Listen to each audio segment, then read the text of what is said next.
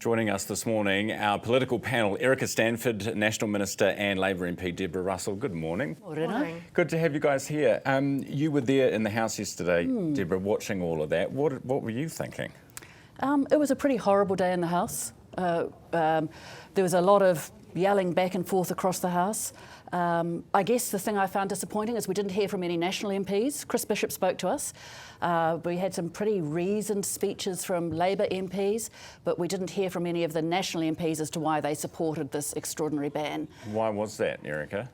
Well, you remember this is the second round, right? We already have been in Parliament before it was suspended, and we made our speeches at that time. We made our position very clear. I don't think that there was any reason for us to continue on.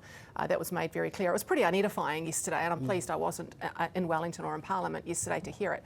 I think most New Zealanders getting up, getting their kids ready for school in the cold today, who are holding down multiple jobs, who are just trying to get on with their lives, expect us to be in Parliament to do our jobs.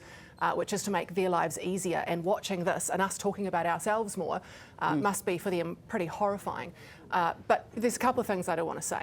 Firstly, the Māori Party treat that place with contempt. They always have, and they did again yesterday. They barely turn up.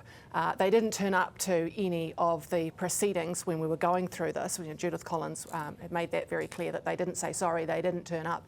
And in those hallowed halls, it should be treated with respect. They treat it like it's a stage for their social media videos to spread their division and the like. You're nodding your head as Erica's talking there. How would you feel about working with these guys? Well, that's a long way down the track. Just rule it out. Come on. I'm not the leader of my party. I'm not going to do that. Would you not yet. Come on. Like, how do you feel? I mean, seeing Rawiri holding up a noose in the House, and then imagining being, sitting across from him at the cabinet table. Look, I found that image pretty disturbing. I found what Winston said about Rawiri pretty disturbing.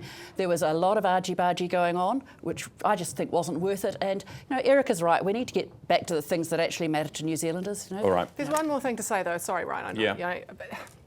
I was interesting watching Willie Jackson and Adrian yesterday, who made, I thought, good speeches. But where was this rhetoric months ago?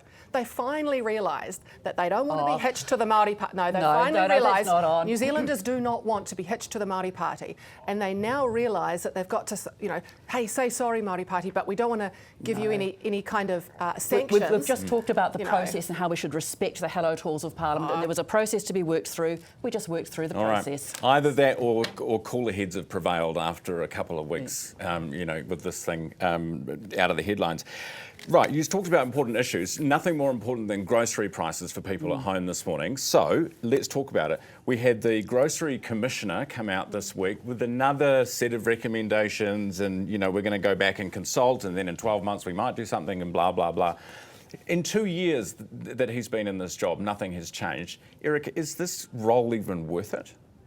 Well, that's a very good question, and I thought it was interesting yesterday that he came out talking about potentially getting rid of the discounts, and I know that you've been talking about this. And New Zealanders often rely on discounts, and in a market where there is very little competition, one of the things we do rely on is heavy discounting.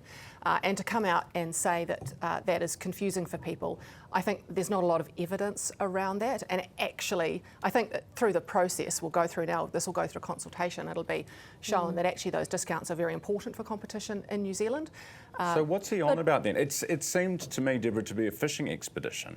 Well, not quite. So let's remember some of those discounts are driven not by the supermarkets themselves, but the supermarkets drive the small suppliers to provide the discounts. So there's a real issue there as to how small suppliers are treated.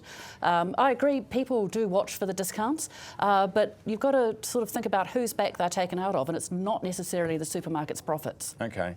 But does anyone think that the Grocery Commissioner in 2 years in office has achieved anything?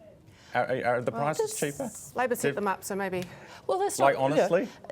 It takes a while to get things going, so he's now got the tools to provide these sorts of reports. Okay. We've had some action.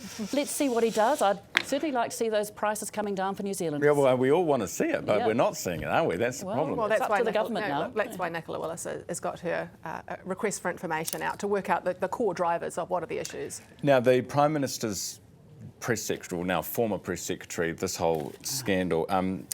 Deborah, does this point to a wider issue in Parliament, or do you think this is just sort of a bad egg? What's your take? It's really horrible for all the women who've been involved in this, and I think everyone feels really sympathetic about that. There does seem to be an issue around security clearances, and I think the Prime Minister is right to say he needs to find out what happens there. Let's see what happens in that case.